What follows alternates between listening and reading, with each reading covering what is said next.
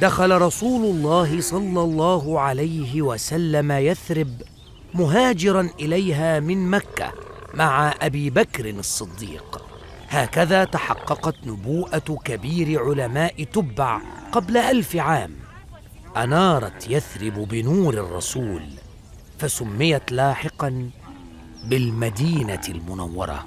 وهرع من أسلم من أهل يثرب لاستقبال الرسول بشوق كبير، إلا أن واحداً فقط من أهل يثرب كان ينتظر رسول الله صلى الله عليه وسلم انتظاراً خاصاً.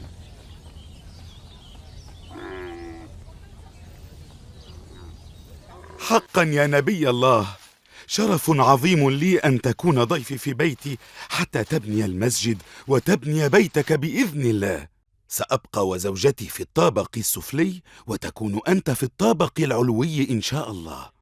شكره صلى الله عليه وسلم، ثم طلب منه أن يبقى هو في الطابق السفلي. كيف يكون ذلك؟ أنا العبد الفقير إلى الله أقيم فوق رسول الله؟ قال صلى الله عليه وسلم: هذا أفضل لي ولك، فإن الناس في المدينة سيتوافدون علي ليل نهار، وسيكون في ذلك إزعاج مستمر لك ولزوجتك. أستغفر الله العظيم، أستغفر الله العظيم. كيف يكون ذلك؟ أنا في الطابق العلوي ورسول الله أسفل مني؟ أبا أيوب، لماذا تسير هكذا على أطراف أصابعك؟ حتى لا يزعج صوت خطواتي رسول الله وضيوفه. سبحان الله. أخبريني يا أم أيوب، هل انتهى رسول الله وأصحابه من طعامهم؟ نعم، وها هي الآنية الفارغة. أي إناء أكل فيه النبي؟ أريد أن أتتبع آثار أصابعه الشريفة فأتبارك بها. هذا هو إناؤه صلى الله عليه وسلم. ما هذا؟ إنه لم يأكل شيئا من الثريد. سمعته يقول لأصحابه إنه لا يأكل الثوم. ولماذا إذن وضعت الثوم في الثريد؟ لم أكن أعرف أنه لا يأكل الثوم صلى الله عليه وسلم. احذري يا أم أيوب، لقد انسكب الماء من الجرة وسيتساقط حتى يصل إلى رسول الله في الطابق السفلي. سأحضر القطيفة من الداخل حتى نجفف الماء. بسرعة يا أم أيوب، بسرعة. ها هي القطيفة، احذر أن يبتل ثوبك. ليس المهم ثوبي، المهم ألا يؤذي الماء رسول الله صلى الله عليه وسلم.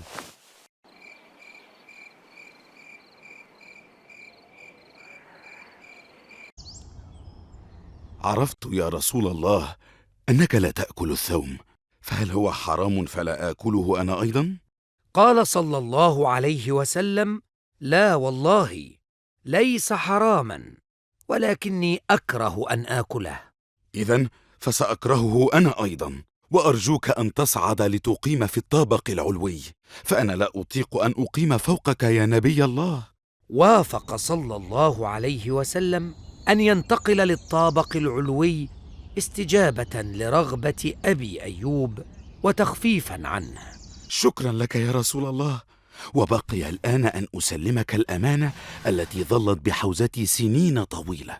هذه يا رسول الله رسالة لك من شخص لا تعرفه، كتبها من حوالي 1000 عام.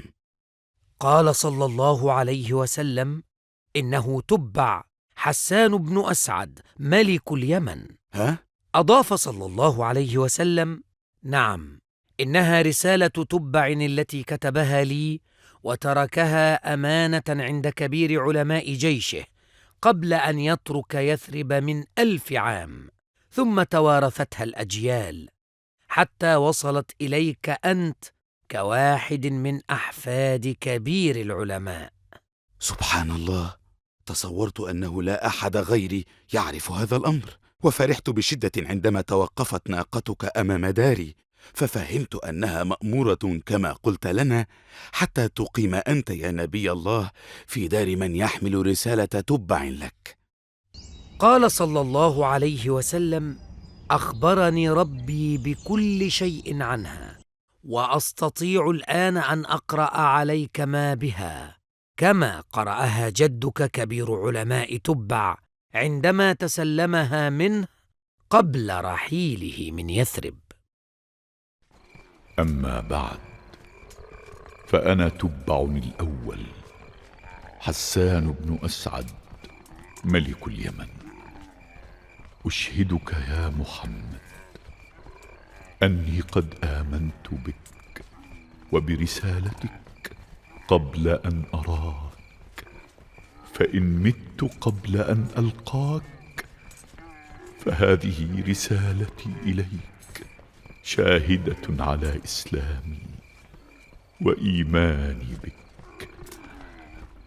وهذا شعري فيك: شهدت على أحمد أنه رسول من الله بار النسم، فلو مد الله في عمري لكنت وزيرا له وابن عم.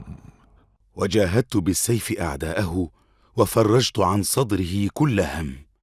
تأثر رسول الله بأن استلم أخيرا رسالة تبع له، وقال صلى الله عليه وسلم: رحم الله تبع، لا تسبوه فقد مات مسلما. هذه رسالته لك يا رسول الله. أحمد الله أنه أمد في عمري حتى سلمتها إليك، وحظيت بهذا الشرف العظيم. بنى المسلمون المسجد النبوي في المدينة المنورة، وخرج رسول الله من دار أبي أيوب إلى بيته المجاور لمسجده، وظل أبو أيوب على حبه لرسول الله وسعادته بأن بارك النبي بيته طيلة إقامته فيه. وقد شهد أبو أيوب غزوة بدر مع رسول الله صلى الله عليه وسلم، وشارك في معظم الغزوات التي بعدها، ومنها غزوة خيبر. وبعد انتصار المسلمين على اليهود في خيبر، كانت السيدة صفية بنت حيي من سبايا اليهود في المعركة، فأعتقها صلى الله عليه وسلم ثم تزوجها.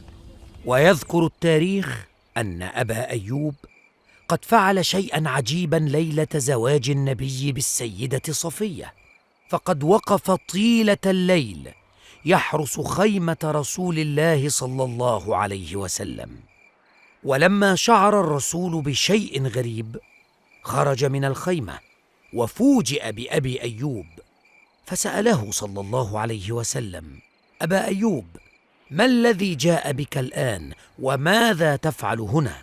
جئت أحرسك يا رسول الله، فقد عرفت أنك تزوجت هذه اليهودية بعد أن أعتقتها وأسلمت، وإني والله أخشى أن يصيبك منها أي ضرر إذا فكرت أن تنتقم لمقتل أبيها وأخيها وقومها في الحرب.